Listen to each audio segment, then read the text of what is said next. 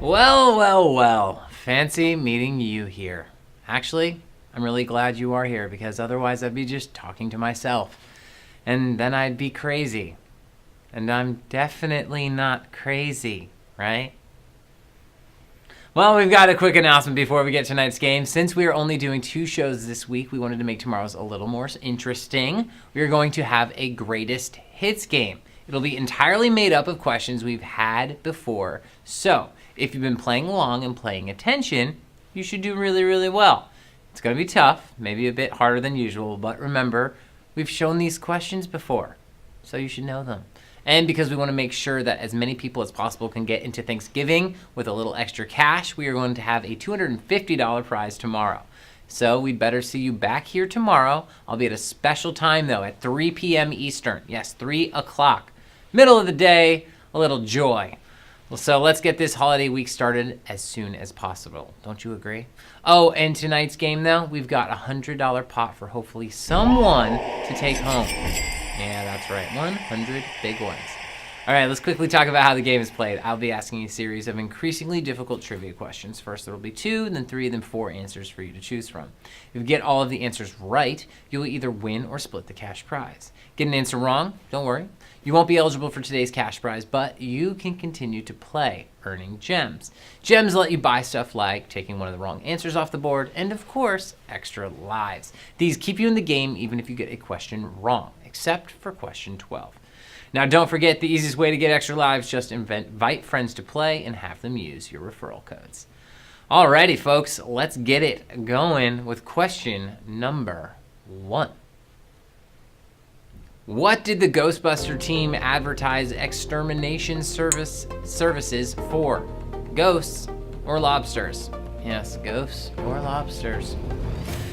The tale of a group of guys investigating paranormal activity was originally titled Ghost Smashers. The script was written by Dan Aykroyd and Harold Ramis, who has starred in the first film, and at first featured the group traveling through time and using wands to deal with ghosts. That does sound a bit different than what we know and love. And of course, we're talking about Ghostbusters, so your correct answer is ghosts. Yeah, that's right, 99 getting it right. A giant Mr. Stay Puft Marshmallow Man terrorizing New York in the original form before he meets his explosive, sugary end.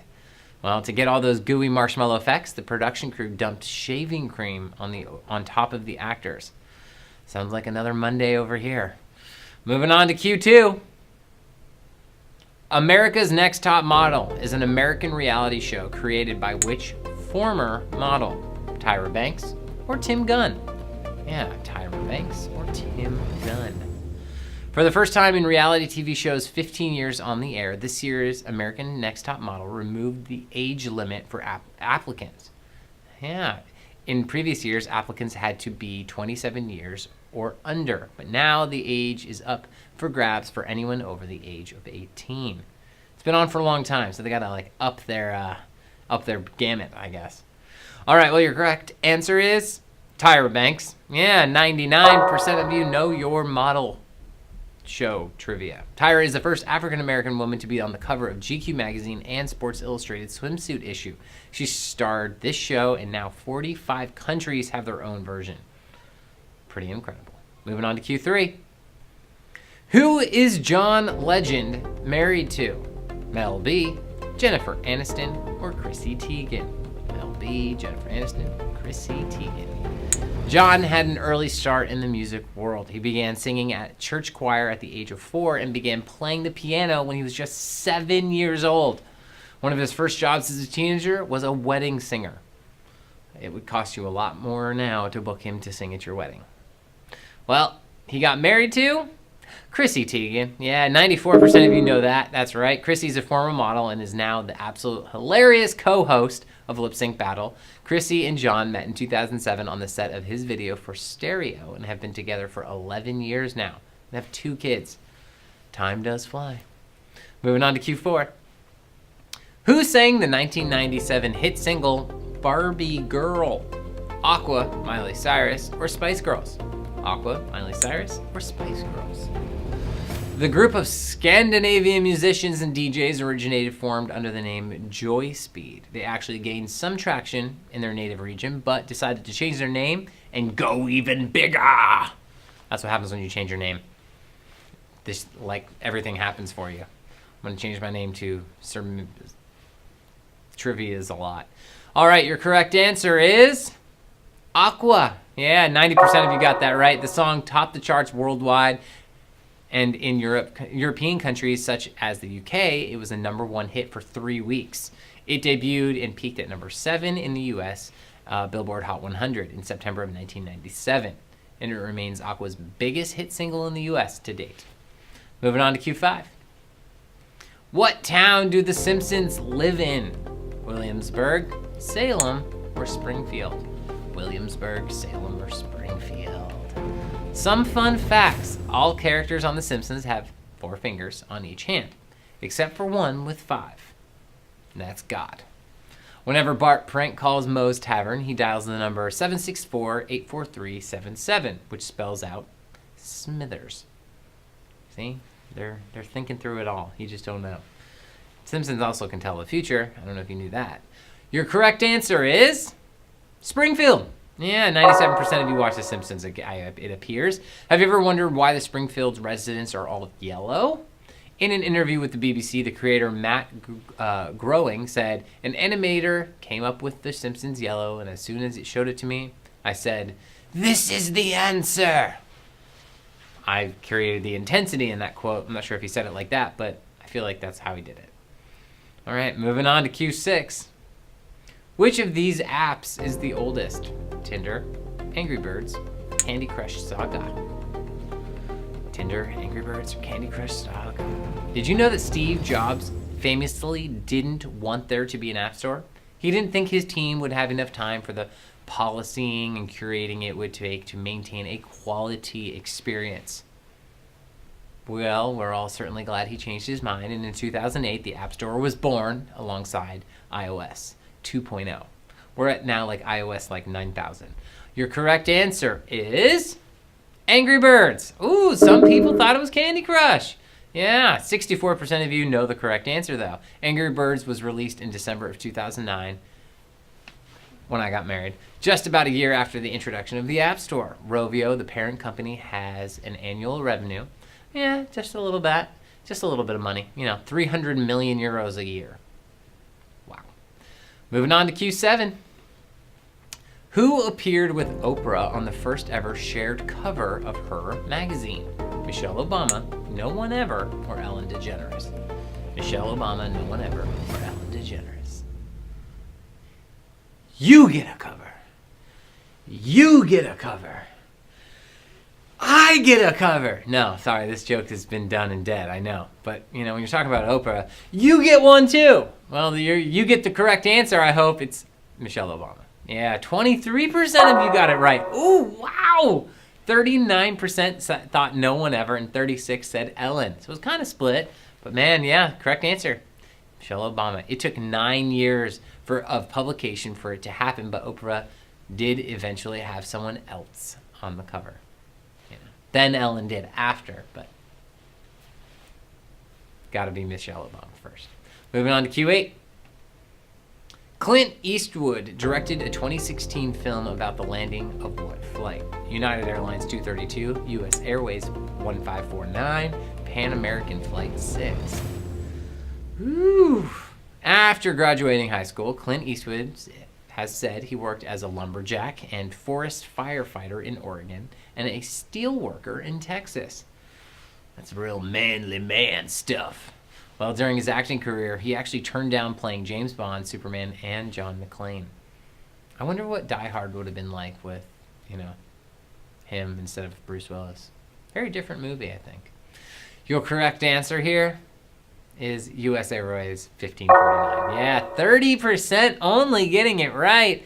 Yes, pilot, I can't say his name, Chesley Sullenberger, we call him Sully around here, has only 208 seconds to decide if he would land in the water or try to go back to LaGuardia when the U.S. Airways Flight 1549 jet got hit by a bird at 2,800 feet. That is terrifying. Anyone flying for the holidays, please be safe. Take care of yourself. We do not want this to happen to you. All right, moving on to Q9. In The Great Gatsby, what is Jay Gatsby's famous phrase? Old sport, that's a fact, too bad, so sad, or hot diggity? Unlike Fitzgerald's previous 2 novels, Gatsby was not a commercial success and sold just 20,000 copies in the entire first year of publication. He blamed it on the ladies. Fitzgerald was convinced that the reason the book wasn't a rousing success was that the story didn't have a character that female readers could connect with. It's not their fault. Well, your correct answer is old sport. Yeah, 62% of you got it right. The phrase old sport may have been inspired by World War I vet named Max Gerlach, who was also a gentleman bootlegger. A clipping was discovered, apparently sent from Gerlach to Fitzgerald with a handwritten note that said, "Here for a few days on business. How are you and your family? Old sport." So that could have been the thing. Moving on to Q10. Where did the characters Paul and Jamie from Mad About You first meet? A baseball game, a department store, a newsstand, or a blind date? Mad About You was a staple sitcom in the mid-90s and went 7 seasons. They even had some crossover action with Friends and Seinfeld. There was some talk about a possible revival of the series, but Paul Reiser said lately that it might not happen at all. So, sorry to disappoint you. Your correct answer is a newsstand. Yeah, 37% of you have watched this show. Paul was out walking with his dog, and Jamie basically stole his newspaper and then lied about needing it because her parents were in an earthquake, because that's why you need a newspaper. Sounds like the start of every true love story to me.